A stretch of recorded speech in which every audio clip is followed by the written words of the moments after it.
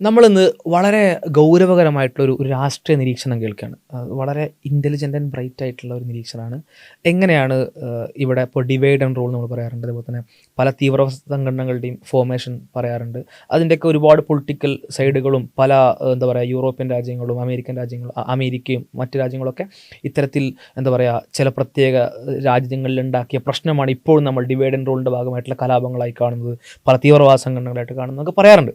അപ്പോൾ ആ ഒരു എന്താ പറയുക പറച്ചിലിന് അല്ലെങ്കിൽ ആ ഒരു ധാരണക്ക് ശക്തമായൊരു തിരിച്ചടി ഇവിടെ രണ്ട് വ്യക്തികൾ കണ്ടുവെക്കിട്ട് നമുക്ക് അഫ്ഗാനിസ്ഥാനില് CIA ആണ് ഇതുവരെ മുജാഹിദീനുകളെ ട്രെയിൻ ചെയ്തത്.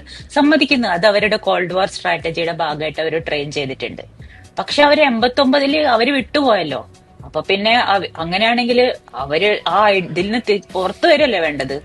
അപ്പൊ നിങ്ങൾ അതെങ്ങനെ, അതായത് എന്താ പറയാ സിയെ ട്രെയിൻ ചെയ്ത് കോൾഡ് വാറിന്റെ സ്ട്രാറ്റജി വളരെ സിമ്പിൾ ഒരു കാര്യം അവരങ്ങനെ ചെയ്യലോ, സ്വഭാവമല്ല അങ്ങനെ അറിയാതെ ഉണ്ടായിപ്പോയ ഒരു ഗ്രൂപ്പ് വളരെ നിഷ്കളങ്കമായി സിയെ എന്ത് ചെയ്തു, ഇത്തരത്തിൽ തീവ്രവാദ സംഘങ്ങളെ ട്രെയിൻ ചെയ്തു അഫ്ഗാനിസ്ഥാനിൽ. പക്ഷേ അത് ട്രെയിൻ ചെയ്ത് പാവങ്ങൾ നിഷ്കളങ്കരാണ്. പക്ഷെ അവർ 89 വിട്ടുപോകുമ്പോൾ ഇവരത് പെട്ടെന്ന് പഴയ ഡിഫോൾട്ട് എത്തിക്കണല്ലോ.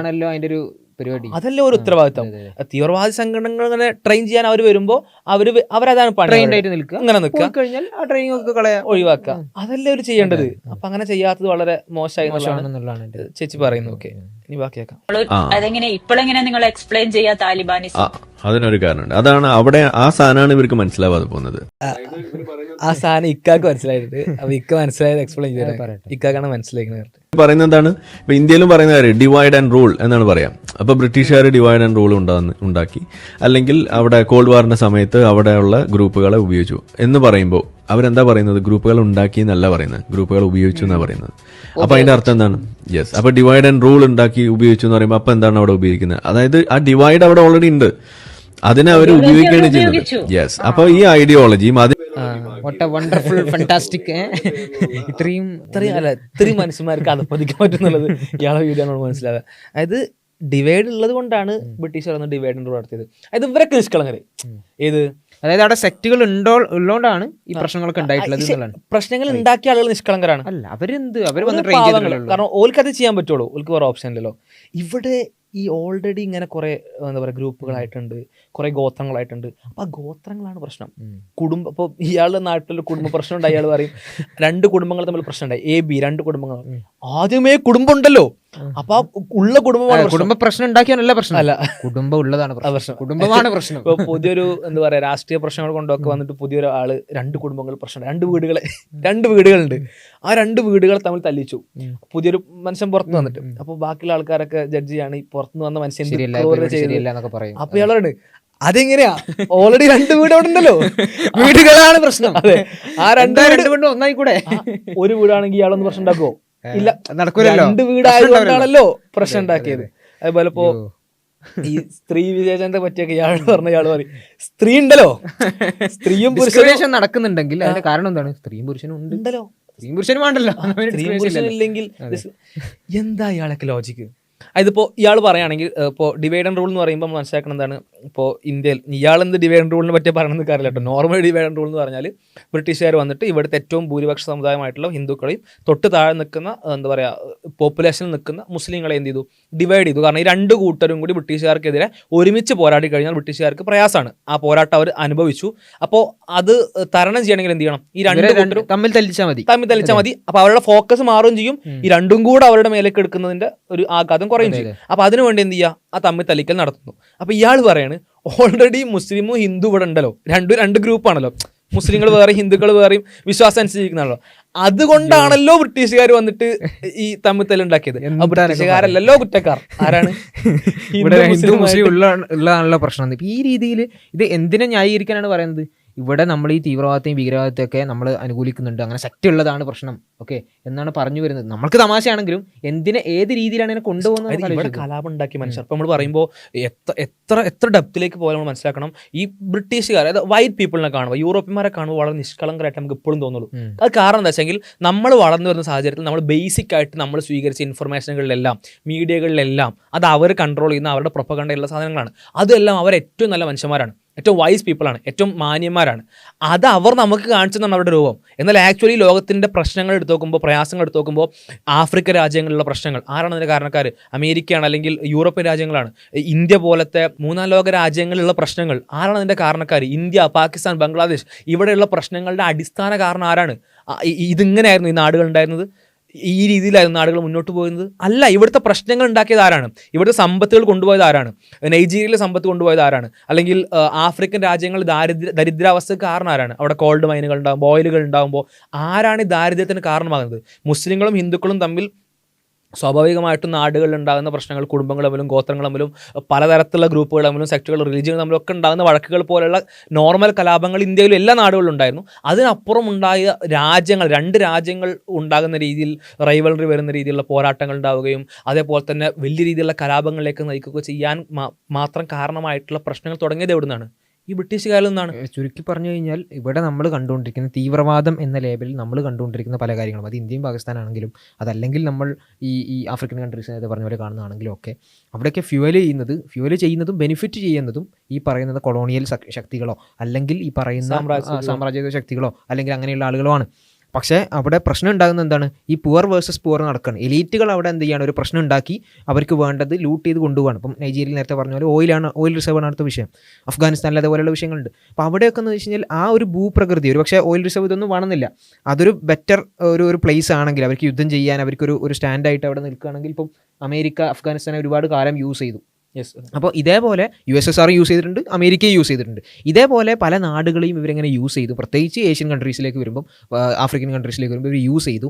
പക്ഷേ അവർ യൂസ് ചെയ്യുന്നതിന് അവർ വേറൊരു മുഖം മൂടി ഇട്ടു. അതെന്താണ്?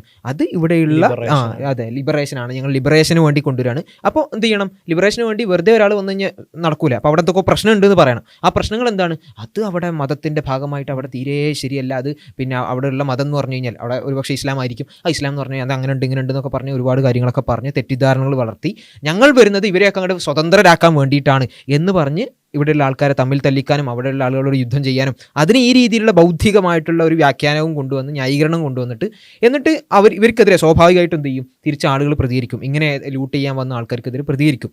അതാണ് നമ്മൾ സിറിയയിലാണെങ്കിലും യമനിലാണെങ്കിലും ഇറാഖിലാണെങ്കിലും അഫ്ഗാനിസ്ഥാനിലൊക്കെ കാണുന്നത്. അപ്പൊ അവിടെ ആ പ്രതികരണത്തിന്റെ രീതികളിൽ പ്രശ്നം എന്താണ് പറയുന്നത്? ഒരു യുദ്ധത്തിന്റെ ഭാഗമായിട്ട് ഇപ്പൊ നമ്മൾ ഒരുപാട് ആൾക്കാർ ആക്രമിക്കാൻ വരികയാണ്. ഇവിടെ പിന്നെ നിയമങ്ങളും കാര്യമൊന്നും ഇല്ല. ഇപ്പൊ നമ്മൾ ജീവിക്കുന്ന ഇന്ത്യയിൽ എത്ര സുന്ദരമാണ്, ഇവിടെ നിയമങ്ങളുണ്ട്. പക്ഷെ അങ്ങനെയൊന്നും ഇല്ലാത്തൊരു രാജ്യത്ത് നമ്മൾ പിന്നെ എല്ലാ കോൺസ്റ്റിറ്റ്യൂഷൻ പറഞ്ഞതുപോലെ അങ്ങോട്ട് പ്രതികരിക്കണം എന്നൊന്നും പറഞ്ഞാൽ എല്ലാവരും അങ്ങനെ ആയിരിക്കണം എന്നില്ല. പല രീതിയിലുണ്ട്. നമ്മൾ ആർക്കും അതിനെ ന്യായീകരിക്കാൻ പറ്റില്ല. പക്ഷേ പല രീതിയിലുള്ള കാര്യങ്ങളുണ്ടാവും. ഇവിടെ അടിസ്ഥാനപരമായിട്ട് ഈ പ്രതികരിക്കുന്ന ആളുകൾ പ്രശ്നമാണെന്ന് പറയുന്നതിനൊപ്പം തന്നെ ഇതിന്റെ അടിസ്ഥാന പ്രശ്നം ഉണ്ടാക്കിയവരാണ് ഇതിനേക്കാൾ വലിയ പ്രശ്നം എന്നുള്ള യാഥാർത്ഥ്യം ഉണ്ടെന്നില്ല. ആ യാഥാർത്ഥ്യം ഒഴിവാക്കണം. ഇപ്പോൾ നേരത്തെ പറഞ്ഞ തന്നെ കോൾഡ് വാറിന്റെ സ്ട്രാറ്റജിന്റെ ഭാഗമായിട്ട് അവരത് ചെയ്തു. അത് വളരെ നോർമൽ. അഥവാ ഒരു നാട്ടിൽ പോയി മേ ബി എഡ്യൂക്കേഷനോ മറ്റൊന്നും വലിയ രീതിയിൽ കിട്ടാത്തൊരു, ഈ പുരോഗമനത്തിന്റെ തുടക്കത്തിൽ തന്നെ തഴയപ്പെട്ട രാജ്യങ്ങൾ, അഥവാ ഈ ലോകം ഇങ്ങനെ വളരെ വലിയ രീതിയിൽ എന്താ പറയുക വിപ്ലവാത്മകമായി ഇൻഡസ്ട്രിയലൈസേഷനൊക്കെ കഴിഞ്ഞിട്ട് ഇങ്ങനെ എന്താ പറയുക ഗ്ലോബലൈസേഷനൊക്കെ കഴിഞ്ഞ് അത് ഒരു ലോകം പെട്ടെന്ന് എഡ്യൂക്കേറ്റഡ് ആണല്ലോ ഈ ലോകം മൊത്തം. മീൻസ് മുഴുവനുള്ള എഡ്യൂക്കേഷൻ അങ്ങനെ പെട്ടെന്ന് വ്യാപിക്കപ്പെട്ടാണല്ലോ. ആ ഒരു സമയത്ത് തഴയപ്പെട്ട മനുഷ്യർ, അഥവാ ബാക്കിയുള്ള മനുഷ്യരുടെ അത്ര ഇത്തരത്തിൽ വിജ്ഞാനമോ മറ്റോ ആർജിക്കാൻ പറ്റാത്ത മനുഷ്യർ, ആ മനുഷ്യരുടെ ഇടയിൽ പോയിട്ട് അവിടെ പ്രത്യേക പ്രശ്നങ്ങൾ ഉണ്ടാക്കി, ആ പ്രശ്നങ്ങൾ ഉണ്ടാക്കിയതിൽ ചില ടീമുകളെ പ്രത്യേകം സപ്പോർട്ട് ചെയ്ത് ആ 2 ഗ്രൂപ്പ് ഉണ്ടാക്കുക, 2 ഗ്രൂപ്പിനും പ്രശ്നം ഉണ്ടാക്കുക. അതിൽ മനസ്സിലാക്കേണ്ടത് ഇങ്ങനെയുള്ള ഗ്രൂപ്പുകൾക്ക് പോലും ഫ്യൂൽ ചെയ്യുന്നവരാണ്, ആയുധങ്ങൾ കൊടുക്കുന്നവരാണ്. അതാണ് ഈ 2 ഗ്രൂപ്പ് ഉണ്ടാക്കുക. ഈ 2 ഗ്രൂപ്പിൽ ഒരു ഗ്രൂപ്പിനെ പ്രത്യേകം സപ്പോർട്ട് ചെയ്യുക, എന്നിട്ട് മറ്റേ ഗ്രൂപ്പിന് വേറെ റൈവൽ ഉണ്ടാക്കി കൊടുക്കുക. എന്നിട്ട് ഇവരെ ട്രെയിൻ ചെയ്ത് അടി ഉണ്ടാക്കി ഫുൾ പ്രശ്നം ഉണ്ടാക്കിയിട്ട് ഏറ്റവും വലിയ കുഴപ്പക്കാരനായിട്ടുള്ള ഈ മനുഷ്യന്മാരെന്ത് ചെയ്യുന്നു? പിന്നെ ഓരോ ഒന്നിൽക്കില്ല. എന്നിട്ട് എല്ലാ പ്രശ്നം ആരാണ്? ഈ ഗ്രൂപ്പുകളാണ്. ഈ ഗ്രൂപ്പുകൾ പ്രശ്നമാണ് എന്ന് നമ്മൾ പറയുന്നു. ഇപ്പോൾ ISIS പോലെ, ബൊക്കോ ഹറാം പോലെ ഇങ്ങനെയുള്ള ഗ്രൂപ്പുകൾ അത് പ്രശ്നമാണ്. ഇത് പരിശോധിക്കണോ? ISISന്റെ പിന്നിൽ ആരാണ്? ജസ്റ്റ് ചരിത്രം മാത്രം എടുത്ത് നോക്കിയാൽ മതി, ആരാന്ന് മനസ്സിലാവും. അൽഖ്വയ്ദന്റെ പിന്നിൽ ആരാന്ന് മനസ്സിലാവും. ഒസാമ ബിൻ ലാദൻ ആരാണെന്ന് മനസ്സിലാക്കും. Osama bin Laden America train ചെയ്തിട്ടുള്ള, അതെല്ലാവരും അംഗീകരിക്കുന്നവരാണ്, അമേരിക്ക ട്രെയിൻ ചെയ്തിട്ടുള്ള എന്താ പറയുക ആളായിരുന്നു. മാത്രമല്ല Osama bin Laden America train ചെയ്തിട്ട് ശേഷം അമേരിക്കക്കെതിരെ തിരിയുന്ന സമയത്ത് റഷ്യ പോലെ, ചൈന പോലെ, ഈവൻ നമ്മുടെ നാട്ടിലെ കമ്മ്യൂണിസ്റ്റ് പാർട്ടികൾ പോലും എന്ത് ചെയ്തു? അമേരിക്കൻ സാമ്രാജ്യത്തിനെതിരെ പോരാടുന്ന മനുഷ്യനർത്ഥത്തിൽ, അഥവാ റിബലായി അമേരിക്കൻ്റെ അടുത്ത് വന്ന് തിരിച്ച് അമേരിക്കക്കെതിരെ പ്രവർത്തിക്കുന്ന റിബലായിട്ട് അദ്ദേഹത്തെ വിലയിരുത്തുക പോലും ചെയ്തു. അദ്ദേഹം പറഞ്ഞാൽ ഈ സൗദി പാസ്പോർട്ട് വലിച്ചെറിഞ്ഞ്, എനിക്ക് ഈ സൗദി പാസ്പോർട്ട് ആവശ്യമില്ല, ഇവിടെയുള്ള ആൾക്കാരൊക്കെ കൊട്ടാര പണ്ഡിതന്മാരാണ്, ഞങ്ങൾക്ക് അതൊന്നും ആവശ്യമില്ല എന്ന് പറഞ്ഞിട്ട് പോയ ആളാണ്. എന്നിട്ട് ഇപ്പൊ എങ്ങനെയാണ് അദ്ദേഹത്തെ ചിത്രീകരിക്കുന്നത്? ഈ ഒസാമ ബിൻ ലാദനെ ഇപ്പൊ അമേരിക്ക വരൂല, USSR വരൂല, ഈ ചൈന വരൂല, ഈ സപ്പോർട്ട് ചെയ്ത ആൾക്കാരൊന്നും വരൂല. ഓക്കെ, ആകെ വരിക ഇസ്ലാമാണ്. ഇസ്ലാമാണ്. ഓക്കെ, അതായത് ഇവിടെയുള്ള ഉസാമ ഇല്ലാതെ തന്നെ നിങ്ങളുടെ മനസ്സിലേക്ക് വരുന്ന ഇസ്ലാമാണ്. ഇതെങ്ങനെയാണ് ഇവർ ഉണ്ടാക്കിയെടുത്തതെന്നുള്ളതാണ് നമ്മൾ കാണേണ്ടത്. ഓക്കെ, ഇതേപോലെ ഒരുപാട് ഉദാഹരണങ്ങൾ കാണാൻ പറ്റുന്നുള്ളതാണ്. അവിടെ ഈ പൊളിറ്റിക്കലായിട്ട് ബാക്ക് ചെയ്ത കാര്യങ്ങളെ നേരെ റിലീജിയസിൽ അതിനെ കൊണ്ടുവന്ന്, അത് ഇപ്പോൾ പിന്നെ സൂയിസൈഡ് ബോംബിനെ കുറിച്ച് പറയുമ്പോൾ 1930-കളിൽ 40-കളിൽ ആദ്യമായി ഈ സാധനം കൊണ്ടുവരുന്ന തന്നെ ഇർഗുണാണ്. ഈ ജൂ സ്റ്റേറ്റിന്റെ ഭാഗമായി ഉണ്ടായിരുന്ന ടെററിസ്റ്റുകളാണ്. അവർ ജൂ സ്റ്റേറ്റിന്റെ ഭാഗമായിട്ടുണ്ടായിരുന്ന ടെററിസ്റ്റുകളാണ്, ഏതെങ്കിലും ഗ്രൂപ്പുകൾ മാത്രമല്ല. അപ്പോൾ അതൊന്നും നമ്മുടെ മനസ്സിലേക്ക് വരുന്നില്ല എന്നുള്ളതാണ് പ്രശ്നം. ഈ ചർച്ച ചെയ്യുന്ന ആൾക്കാർ ഈ വായനന്റെ പ്രശ്നമാണ്. അപ്പോൾ ഒന്നെന്ന് പറഞ്ഞാൽ ഇതിന്റെ യാഥാർത്ഥ്യങ്ങൾ മനസ്സിലാക്കണം. അപ്പോൾ നമ്മൾ ശരിക്കും ചർച്ച പഠിക്കുമ്പോൾ 20-ാം നൂറ്റാണ്ടിന്റെ പകുതിക്ക് ശേഷം അല്ലെങ്കിൽ 20-ാം നൂറ്റാണ്ടിന്റെ തുടക്കത്തിലൊക്കെയാണ് തീവ്രവാദ സംഘടനകൾ ഉണ്ടാകുന്നത്. ഇസ്ലാം അതിന്റെ ഏറ്റവും മനോഹരമായിട്ടുള്ള കാലഘട്ടം കഴിഞ്ഞു പോയതിന് മുമ്പാണ്. അപ്പോൾ means even geo political reasons പരിശോധിച്ചു കഴിഞ്ഞാൽ ഇതിനേക്കാൾ നെസസറി ആയിട്ടുള്ള എന്താ പറയുക ഒരുപാട് സമയങ്ങൾ അതിന് മുമ്പ് വന്നിട്ടുണ്ട്. ആ സമയങ്ങളിലൊന്നും ഇല്ലാത്ത ഒരു ദേശരാഷ്ട്രം വന്നു കഴിഞ്ഞാൽ ഒരു ആവശ്യമില്ലാത്ത, ദേശരാഷ്ട്രം വന്നു കഴിഞ്ഞാൽ നെസിറ്റ് ഇല്ലാത്തൊരു സംവിധാനം, അത് ആ ദേശരാഷ്ട്രം വന്നതിന് ശേഷം മാത്രം ഉണ്ടാകുന്നു. അതിനു മുമ്പ് അത്തരത്തിലുള്ള അയലുകൾ ഇല്ലാതിരിക്കുന്നു. ഈ സമയത്ത് മാത്രം അത് കാണുന്നു പറയുമ്പോൾ തന്നെ ആക്ച്വൽ ഇസ്ലാമുമായിട്ട് ഇതിന് ബന്ധമില്ല നമുക്ക് മനസ്സിലാക്കാൻ പറ്റും. മാത്രമല്ല പ്രത്യേകം ഓരോ സംഘടനകളുടെ ചരിത്രം പരിശോധിച്ച് കഴിഞ്ഞാലും ആരാണ് അതിൻ്റെ പിന്നിലെന്നും വ്യക്തമായിട്ട് മനസ്സിലാക്കാൻ പറ്റും. ഒന്നതാണ്, ഇതാരാണ് ഇത്തരം സംഘടനകളുടെ പിന്നിലെന്ന് മനസ്സിലാക്കുക. രണ്ടാമത്തെ വിഷയം, ഇത്തരം സംഘടനകളുടെ പിന്നിൽ ആരാണെന്ന് മനസ്സിലായാൽ പോലും, ഇപ്പോൾ ഇവർ അംഗീകരിക്കുന്നുണ്ട് CIA ആണ് അല്ലെങ്കിൽ അമേരിക്കയാണെന്നൊക്കെ അംഗീകരിക്കുന്നുണ്ട്, അങ്ങനെ മനസ്സിലായാൽ പോലും മുസ്ലിങ്ങളെ തന്നെ ബ്ലെയിം ചെയ്യുക. ഇവർ പറഞ്ഞാൽ അത് 89 പോന്നു കഴിഞ്ഞാൽ പെട്ടെന്ന് അങ്ങ് പഴയ പോലെ ആയിക്കൂടായിരുന്നോ? ഇതൊരു ഒരു സ്ഥലത്ത് ഇവർ എത്ര സിമ്പിളായിട്ട് മാത്സിന്റെ ഇക്വേഷൻ സോൾവ് ചെയ്യുന്ന പോലെയാണ് വെറുതെ കാണുന്നത്. ഒരു സ്ഥലത്തൊരു പ്രശ്നം ഉണ്ടാക്കി, ഒരു സോഷ്യൽ ഇഷ്യൂ ഉണ്ടാക്കി, ആ സോഷ്യൽ ഇഷ്യൂ പെട്ടെന്ന് എന്ന് പറയുമ്പോഴേക്ക് അവസാനിക്കുക, ആളുകളുടെ പ്രതികരണങ്ങൾ ഒരു 30 കൊല്ലം പിന്നത്തെ പ്രതികരണങ്ങൾ പോലെ ആയി മാറുക.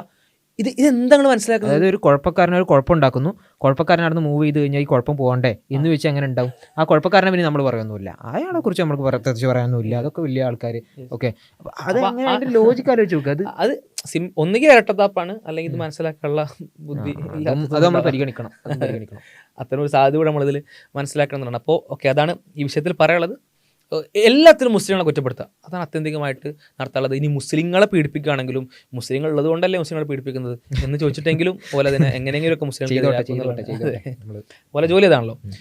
അപ്പോൾ ഓക്കെ, ഈ വീഡിയോ ഇവിടെ അവസാനിപ്പിക്കുന്നു. മറ്റു വീഡിയോകൾക്കായിട്ട് ഇത്തരം വിഷയങ്ങൾ പഠിക്കാൻ, ആഴത്തുള്ള വിഷയങ്ങളിലേക്ക് പഠനങ്ങൾ കൊണ്ടുപോകാനും റിയാക്ഷൻ വീഡിയോകൾ കാണാനും ഒക്കെ ആയിട്ട് ചാനൽ പരിശോധിക്കാം. അതേപോലെ തന്നെ മറ്റുള്ള ആളുകളിലേക്ക്, ഉപകാരപ്പെടുന്ന ആളുകളിലേക്ക് ചാനലിൻ്റെ വീഡിയോകൾ എത്തിക്കുക. അസ്സലാമു അലൈക്കും വറഹ്മത്തുള്ളാഹി.